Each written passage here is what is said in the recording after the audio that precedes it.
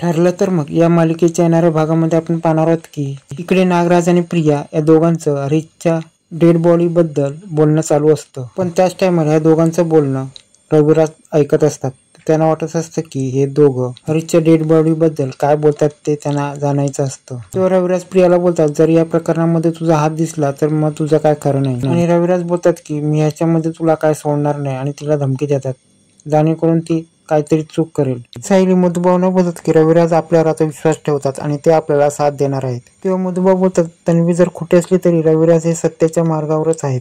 तेव्हा मधुभाऊ बोलतात, ते कसली मदत करणार आहेत. तेव्हा अर्जुन बोलतो, त्यांना आश्रमापासून सगळे पेपर पाहिजेत आणि जोपर्यंत त्यांना आश्रमातले पेपर भेटत नाही तोपर्यंत ते काय करू शकत नाहीत. आणि आश्रमात तुम्ही कशी सगळ्यांची देखभाल करत होती ते त्यांना पाहायचं आहे आणि आश्रमातील जेवढे पण पेपर असतील ते तुम्ही काढून ठेवा, रविराजांना ते पाहायचे आहेत. तेव्हा मधुभाऊ आश्रमातील सगळे पेपर काढा तयार होतात आणि त्यामध्ये तन्वीचे, सायलीचे आणि आश्रमातील वेगवेगळ्या आश्रित लोकांचे सगळे पेपर असतात आणि त्याच्यामध्ये हरीशचे पण डॉक्युमेंट असतात. इथे प्रिया विचार करत असते की अर्जुन सायली कुठे गेलेत. त्याने तिला विचार करते की अर्जुन सायलीवर आपण पाळ ठेवली पाहिजे. तेव्हा प्रियाला वाटत असते की जर माझ्या सत्यापर्यंत पोहोचले तर काय होईल. तेव्हा ते रविराजांना भेटायला अर्जुन सायली गेला असं ते सगळे डॉक्युमेंट अर्जुन बोलतो, आश्रमातील सगळे डॉक्युमेंट मी घेऊन आलो आहे. तेव्हा रविराज अर्जुनला बोलतात की तन्वीला काय कळलं नाही. तेव्हा अर्जुन बोलतो, तन्वीला काही कळलं नाही आहे.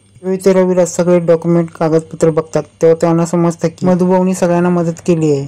सायलीपासून ते हरीश पर्यंत आणि वेगवेगळ्या आश्रितांना सगळ्यांना मदत केली आहे. तरी पण ही प्रिया मधुभाऊंच्या विरुद्ध साक्ष का देत होती. तेव्हा रविराज बोलतात की हे सगळं कागदपत्र बघून आणि त्यांनी सगळ्यांना केलेली मदत यामुळे मला कळतं की मधुभाऊ हे निर्दोष आहेत. तेव्हा ते हार्ड कॉपी बघतात आणि हार्ड कॉपी मध्ये हरीशला जी केलेली मदत आणि त्यानंतर एक फोटो. प्रियाचा पेपर बघितल्यानंतर त्याच्यावर तन्वीचं नाव असतं. रविराजांना डाऊट येतो आणि ते बोलतात, बाकीचे पेपर बघून घे, मी ह्याचं काय ते करतो. रविराज अर्जुनला बोलतात की तन्वीला न कळता आपल्याला पुढचं काय ते बघायला पाहिजे. तेव्हा हे सगळं झाल्यानंतर रविराज सुभेदारांच्या घरी येतात आणि बोलतात, ती तन्वी कुठे, तन्वीला बाहेर काढा. तेव्हा कल्पना चिडते आणि बोलते काय झालं. तेव्हा रविराज बोलतात, हे सगळं चिडणं म्हणजे ही प्रिया कारणीभूत आहे. इथे रविराज सगळ्यांना फोटो दाखवतो, व्हिडिओ दाखवतो आणि बोलतो हे डॉक्युमेंट पहा. कल्पना बोलते हे काय चाललं, मला काय समजत नाही. त्यानंतर फोटो बघितल्यानंतर त्यामध्ये हरीशची छिन्नभिन्न बॉडीज आणि तिथे आहे महिपत उभा असतो. तेव्हा कल्पना हे सगळं बघते आणि बोलते हे चिडते आणि बोलते हे आमच्या इथे काय आणलंय. त्यानंतर पूर्ण तो व्हिडिओ पाहते आणि त्या व्हिडिओमध्ये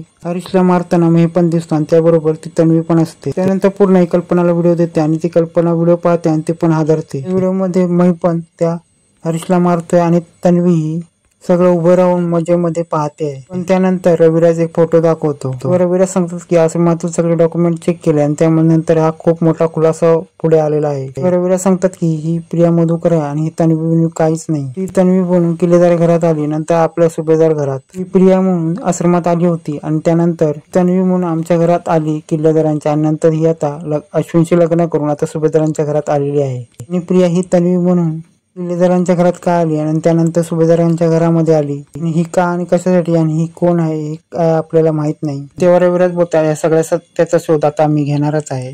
त्याच टायमाला रविराज तन्वीला बोलवतात आणि तन्वीला बोलतात, तेव्हा रविराज तन्वीला बोलतात, तू आमच्या भावनाशी खेळली आणि तू तन्वी नाहीस, तू प्रिया आहेस. तू तन्वी बनून किल्लेदारांच्या घरी आली ना, त्यानंतर अश्विनशी लग्न करून तू सुभेदारांच्या घरात आली. याचं कारण काय तू मला सांग लवकर. तेव्हा रविराज बोलतात, आम्हाला आधी संशय होता, तू काय झालं तरी खोट्यारडीच होतीस. तेव्हा रविराज बोलतो, आतापर्यंत खूप झालं, आता तू सांग तू कोण आहेस आणि खरी तन्वी कोण आहे. तेव्हा पूर्णाई बोलते, आता आमची खरी तन्वी कोण आहे ते आम्हाला समजलं पाहिजे. तेव्हा ती प्रियाला बोलते की कोण आहे आमची खरी तन्वी. चिडलेले रविराज प्रियाच्या कानाखाली जातात आणि बोलतात, कोण आहे तन्वी, सत्य ते आम्हाला लवकर सांग. त्यानंतर रविराज प्रियाला चांगलेच फटके घालतात आणि बोलतात, कोण आहे तन्वी, लवकर सांग. तेव्हा प्रिया आपलं तोंड उघडते आणि बोलते आणि शेवटी प्रिया बोलते, ही सायलीच तन्वी आहे आणि तिथेच सगळ्यांचे पायाखालची जमीन सरकते. सायलीला पण ही काय कळत नाही. शेवटी कल्पना आणि पूर्णाई ही सायलीकडे पाहायला लागते आणि रविराजांनाही काय कळत नाही आणि ते पण सायलीकडे पाहायला लागतात आणि शेवटी जबरदस्त सत्याचा उलगडा झालेला असतो.